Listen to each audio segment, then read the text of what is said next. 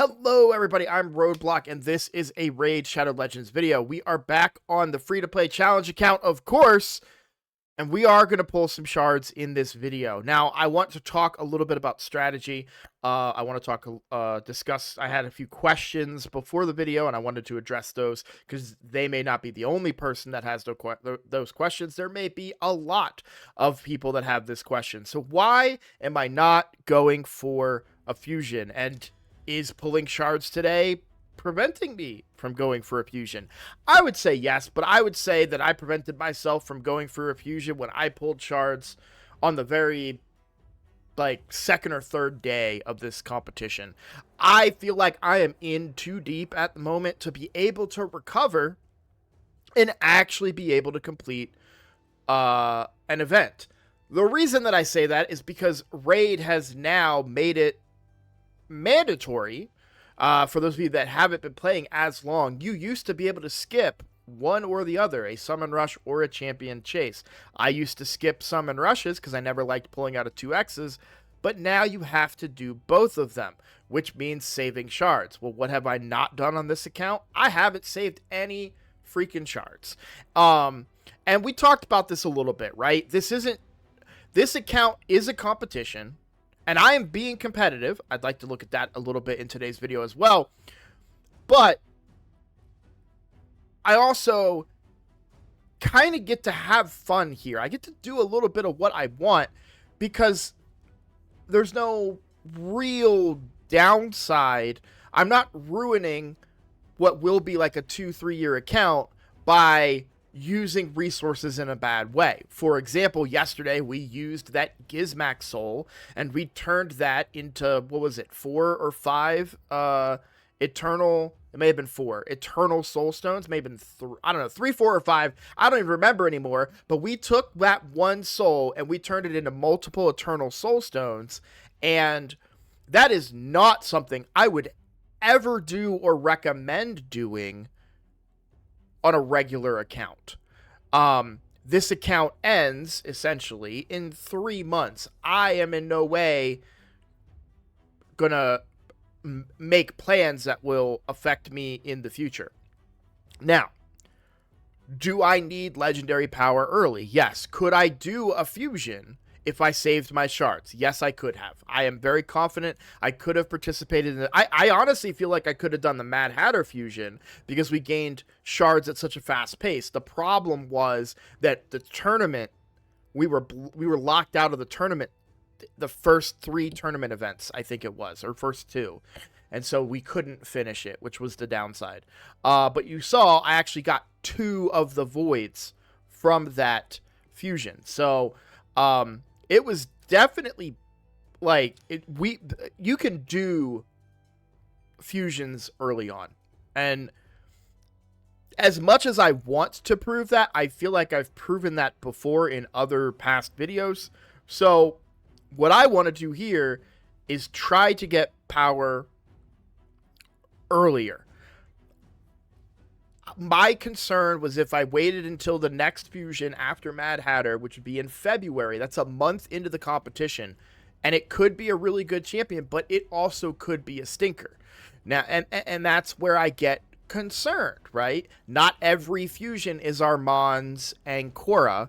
Some of them don't live up to the expectations. Now, for an account that has no legendaries, it will probably still be good for me, but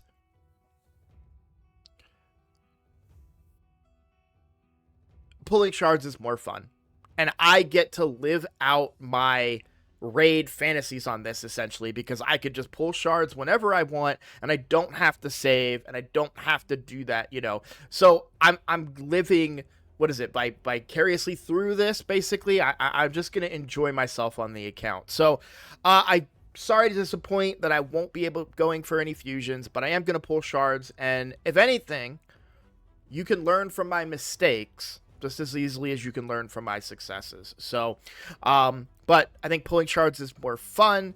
Either way, also for Primal shards, I would have pulled it anyways because the opportunity to possibly get a mythical is really good.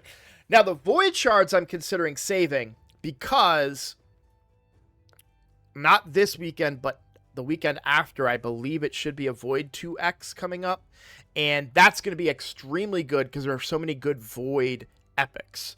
So pulling something like Ursula or Seer, or there's so many in there that could really help the account in a big way early game. So I might wait to pull my Voids. So I think we're definitely gonna pull Ancients. We're gonna go chase after Newt, of course. And we're gonna pull this one Primal. Because if I was to get a mythical, oh baby, that would change everything, right?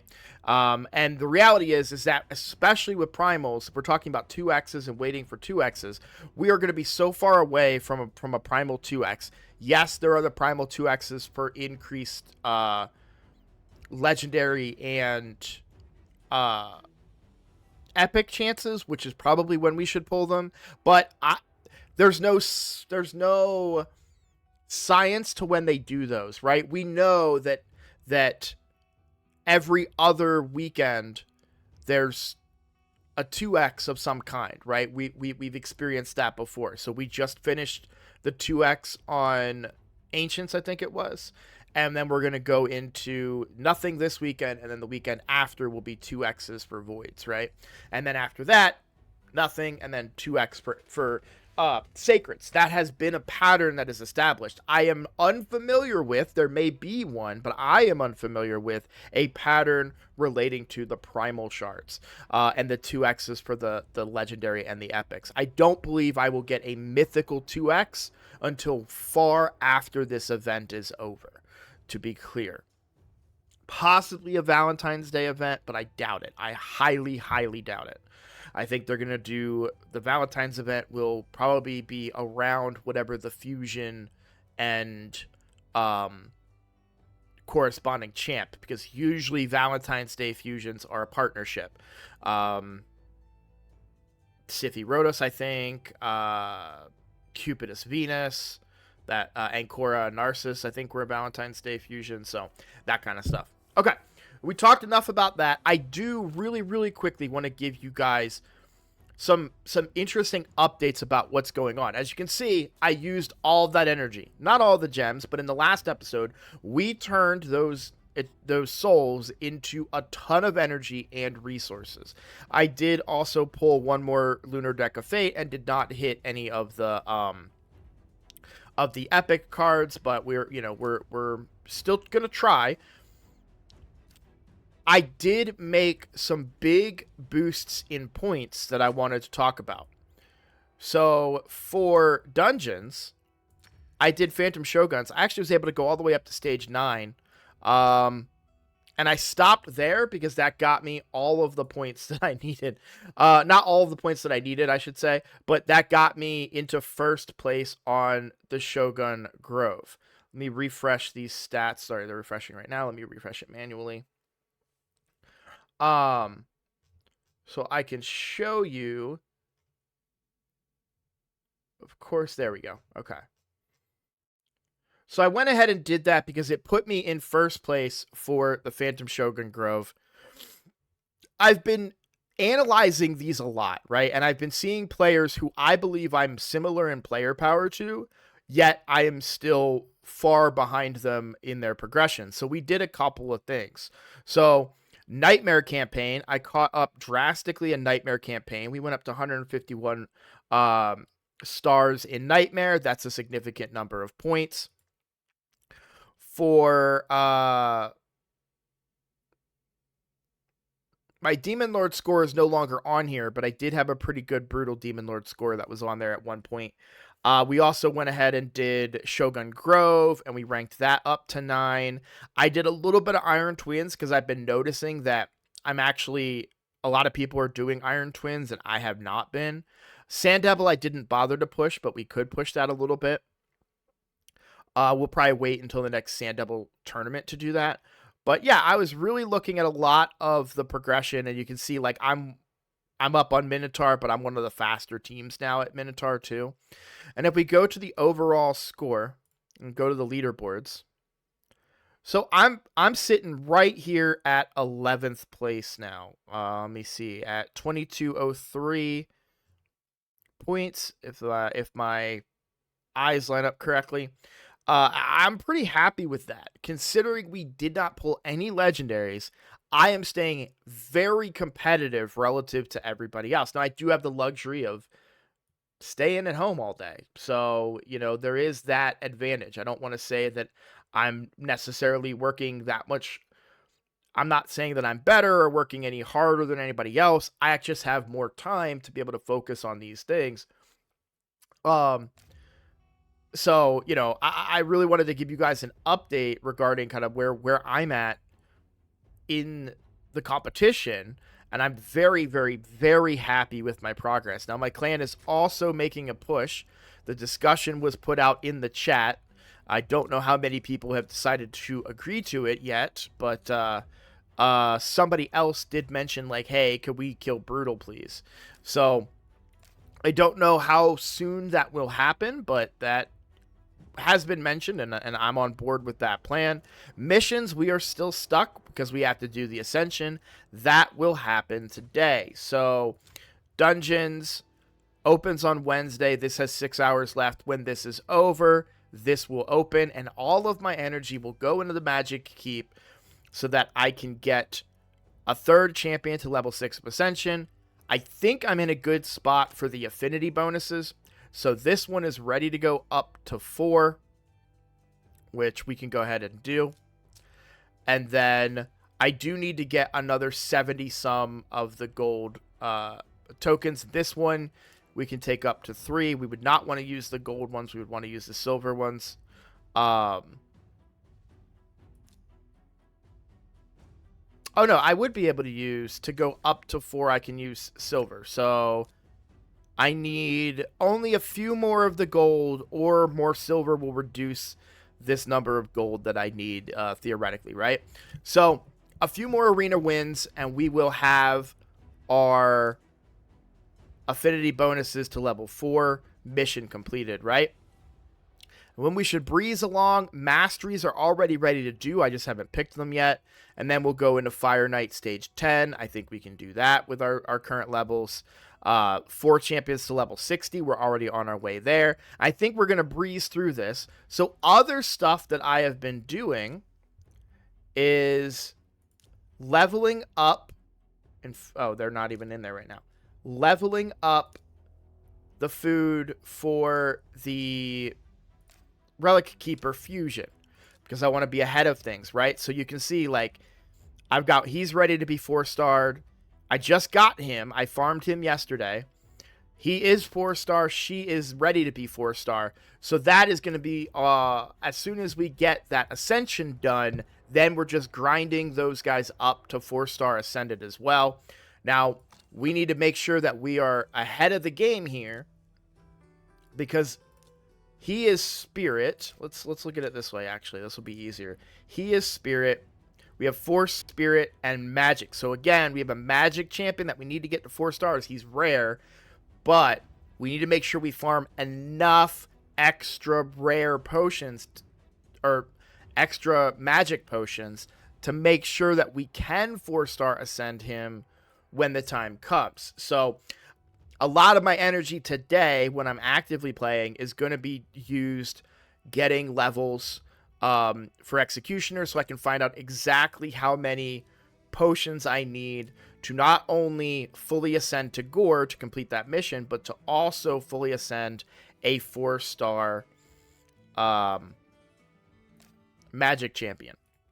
So that is everything to discuss on the account right now. We are going to go ahead and pull our shards now. And like I said, we're chasing Newt. I think it's pretty obvious why. If I was to pull him, that would completely change the game. So without any further ado, we're going to pull the Ancients first, and then we will go ahead and start with the Primal Shard, and we'll save those Void Shards. We have enough room, so here we go. Nowhere near Mercy. I'm not expecting any gold here. It's just there. If I'm going to pull the shards, I at least want to make sure that there is some benefit to me.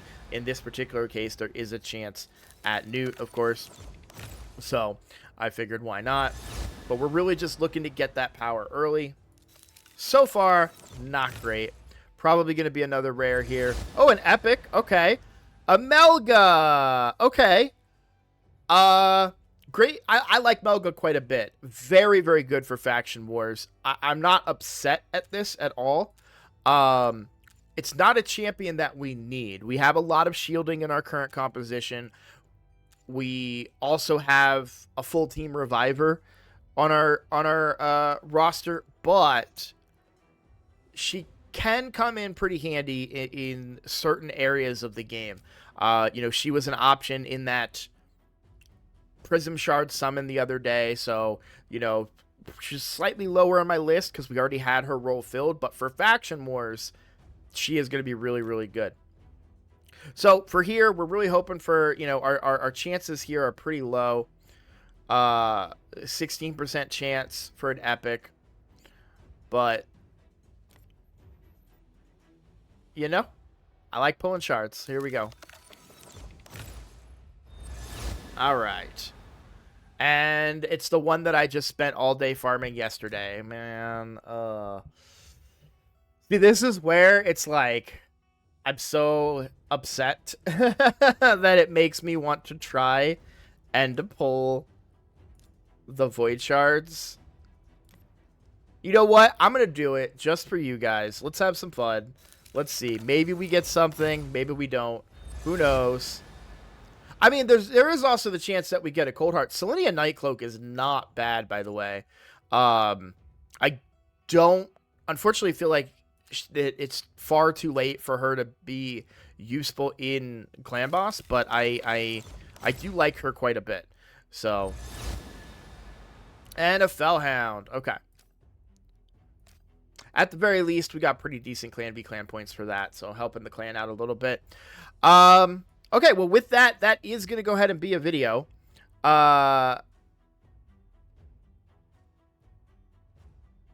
Thank you all for watching, and sorry, I got distracted by chat a little bit there. Thank you all for watching. If you are new here, please consider subscribing. I am making a push for 5,000 subscribers. We are a quarter of the way there. And anybody helps. Any single click helps. If you just want to help me chase after my dream, that is the best way. I'm just trying to grow the channel right now and worry about the rest of the stuff later. So thank you all for watching, and I will see you in the next video. Take care.